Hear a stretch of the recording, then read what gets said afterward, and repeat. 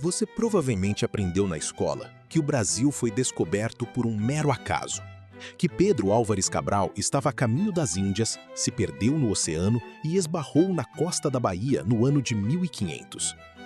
Mas e se eu te disser que a verdadeira história do nosso país começou séculos antes? E se o mapa do Brasil já estivesse nas mãos de sociedades secretas muito antes das caravelas portuguesas sequer serem construídas?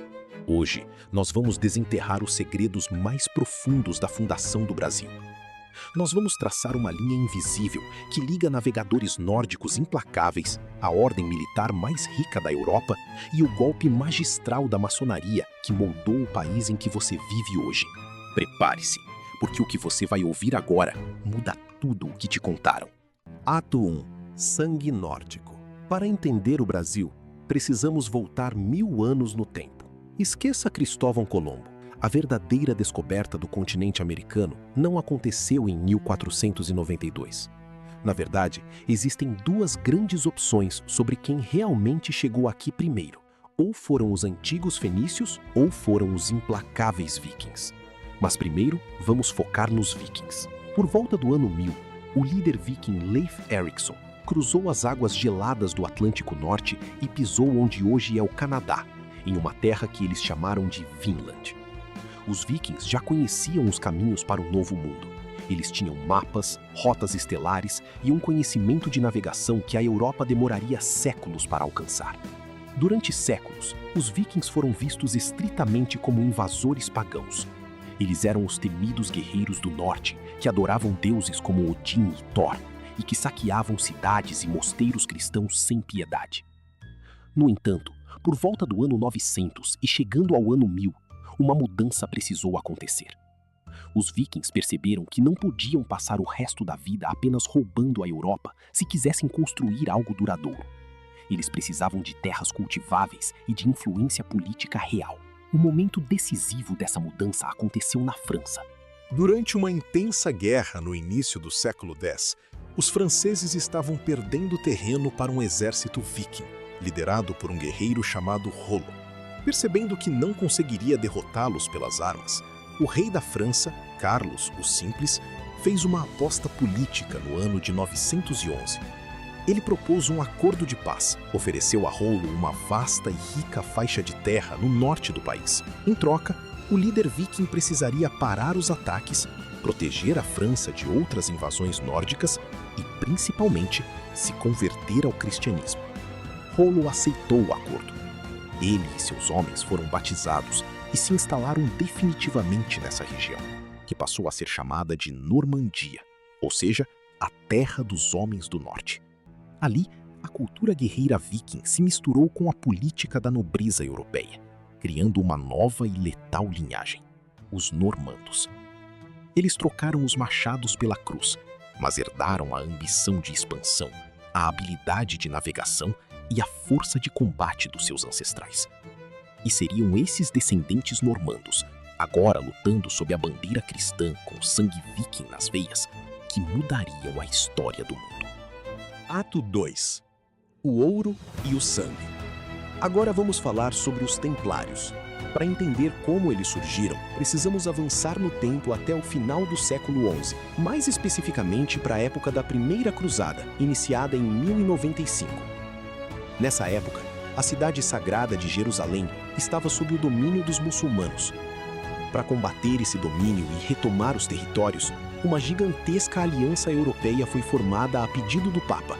A nobreza da França marchou para a guerra, e entre os principais guerreiros estavam os implacáveis normandos, os descendentes diretos daqueles vikings cristianizados. No ano de 1999, eles finalmente conseguiram conquistar Jerusalém. Mas o triunfo trouxe um problema muito prático.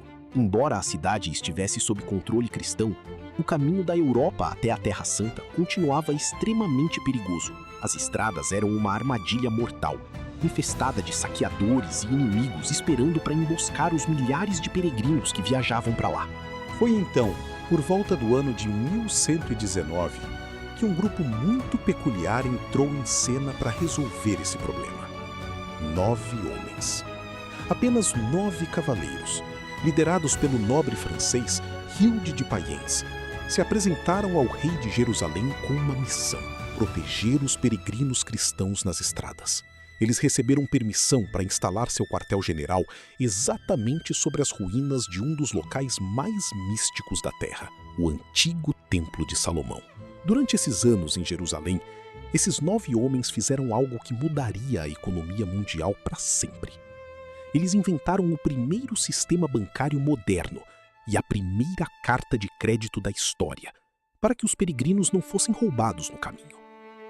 Um fiel depositava seu ouro em uma base templária na Europa, recebia um pergaminho codificado e, ao chegar em Jerusalém, retirava o valor correspondente. Esse sistema foi um sucesso absoluto e os tornou imensamente ricos. A ordem saltou de apenas 9 homens para um exército de mais de 20.000 membros. No entanto, o cenário mudou quando os muçulmanos reconquistaram as terras sagradas. Sem território no Oriente, os templários retornaram para a Europa, mas não voltaram como simples cavaleiros. Eles retornaram com um poder financeiro e militar fortíssimo, tornando-se os banqueiros de reis e papas. Foi nesse momento que eles encontraram o rei da França, Filipe o Belo.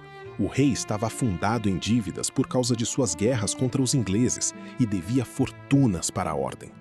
Incapaz de pagar o que devia e temendo o poder militar dos cavaleiros, Filipe orquestrou uma traição mestre. Ele espalhou boatos de que os templários eram um culto secreto que adorava demônios e, numa fatídica sexta-feira, 13 de outubro de 1307, mandou prender todos os membros da ordem na França. Eles foram caçados, torturados e queimados vivos para que o rei pudesse confiscar suas riquezas. Mas a ordem não morreu ali. Ato 3. O refúgio e os mapas secretos. Mas uma ordem tão poderosa não morre tão facilmente. Aqueles que escaparam das fogueiras do rei Filipe precisavam de refúgio. E a ordem se dividiu. Muitos fugiram para a Escócia. Lá, teorias apontam que os cavaleiros usaram as guildas de pedreiros locais como disfarce perfeito para suas reuniões e rituais secretos. Dos mestres pedreiros escoceses nasceria uma nova sociedade oculta, a maçonaria. Outra parte dos templários navegou para o sul, encontrando asilo e proteção no reino de Portugal. Lá, o rei foi muito astuto.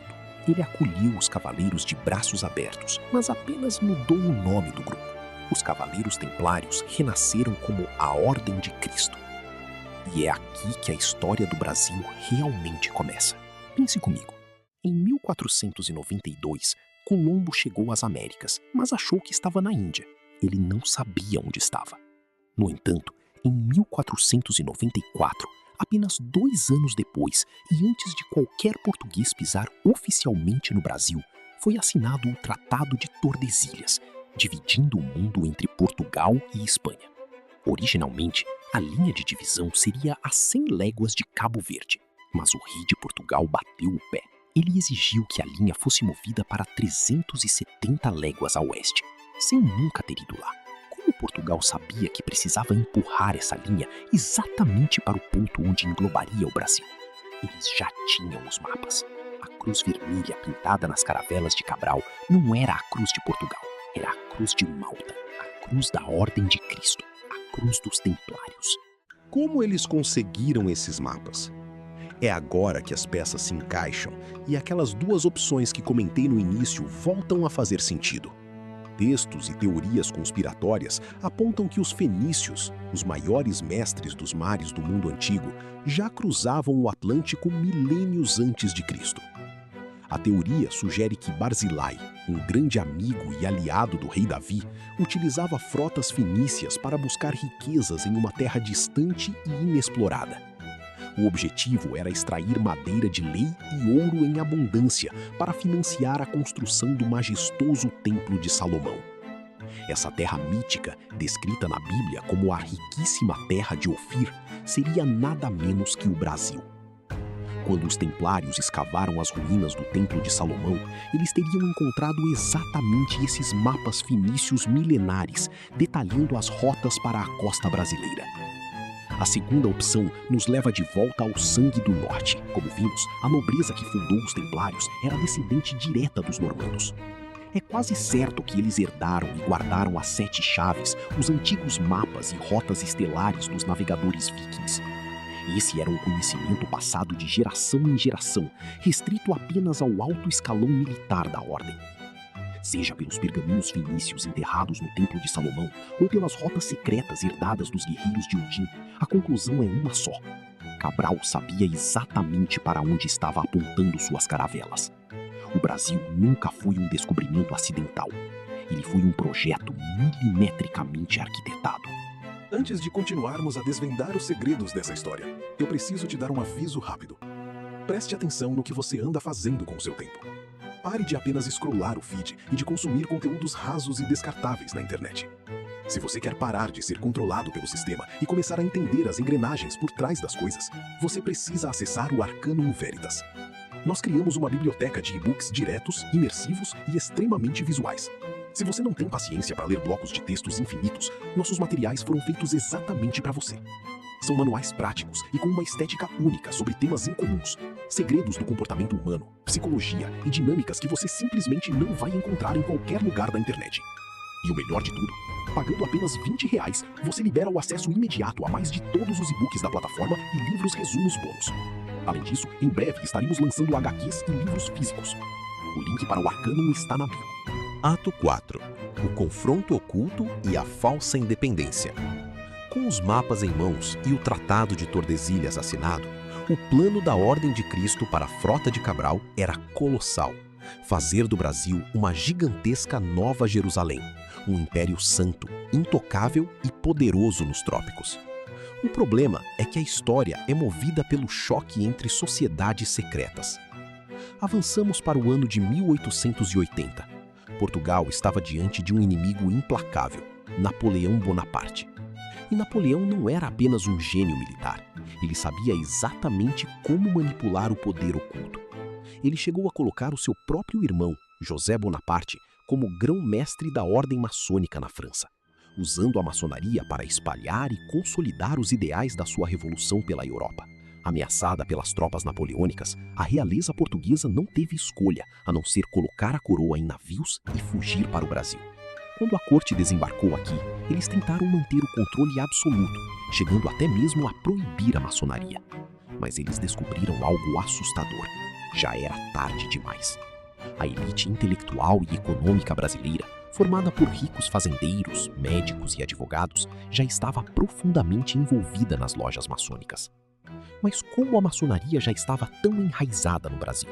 Como a colônia não tinha universidades, os filhos da elite saíam do Brasil para estudar na França ou em Portugal. Lá, eles entravam em contato com as sociedades secretas europeias e retornavam para casa inflamados com os ideais iluministas. Um exemplo claro disso aconteceu em 1789, com a Inconfidência Mineira. O próprio Tiradentes e outros intelectuais tentaram forçar a independência de Minas Gerais usando exatamente os mesmos ideais maçônicos que já haviam garantido a independência dos Estados Unidos alguns anos antes. Agora, no início do século XIX, essa mesma elite maçônica já não queria mais sustentar uma coroa portuguesa decadente, pagando impostos altíssimos. Eles queriam o controle absoluto do país.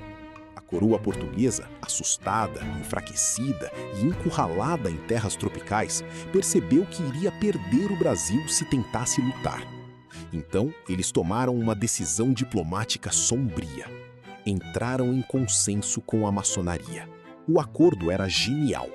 Eles fariam a independência do país, acalmando a elite, mas o poder continuaria nas mãos da realeza portuguesa através de um imperador. E para selar esse pacto oculto, a independência em 1822 foi totalmente orquestrada. José Bonifácio e o próprio imperador Dom Pedro I foram formalmente iniciados na maçonaria. Dom Pedro chegou a adotar o codinome secreto de Guatimozin dentro da ordem. E foi assim, de dentro para fora, que a antiga Ordem de Cristo sofreu seu golpe letal no Brasil. Como maçom, Dom Pedro I esvaziou a Ordem de Cristo de todo o seu poder militar e religioso, transformando a herança dos poderosos cavaleiros templários em uma mera honraria política que ele distribuía aos seus amigos. Naquele momento histórico, o plano da Nova Jerusalém ruiu. o Brasil deixou de ser uma colônia de Portugal para se tornar oficialmente uma colônia maçônica. Ato 5. O preço do segredo. Você alguma vez já parou para se perguntar por que o Brasil é assim? Nós temos o território mais rico do mundo. Temos recursos naturais invejáveis, clima favorável, não temos terremotos, furacões ou guerras. O Brasil tem o potencial óbvio para ser uma potência muito maior e mais rica que os Estados Unidos. Mas nós nunca chegamos lá. O país do futuro que está sempre preso no passado. Por que isso acontece? Porque a máquina foi desenhada exatamente para funcionar desse jeito. A falsa independência e a instauração da República criaram um sistema feito para manter o controle absoluto nas mãos de poucos. A corrupção no Brasil não é um defeito do sistema. Ela é o próprio sistema. Os políticos de hoje são apenas herdeiros de um tabuleiro desenhado séculos atrás. Eles são peças controladas para garantir que absolutamente nada mude estruturalmente no país. Não é à toa que o Brasil sofre com a corrupção endêmica e uma impunidade de dar inveja a criminosos de outros continentes. E os números provam isso. Você sabia que o Brasil tem o terceiro maior salário de políticos do mundo em relação ao produto interno bruto do país? Eles nadam em dinheiro pago com os seus impostos.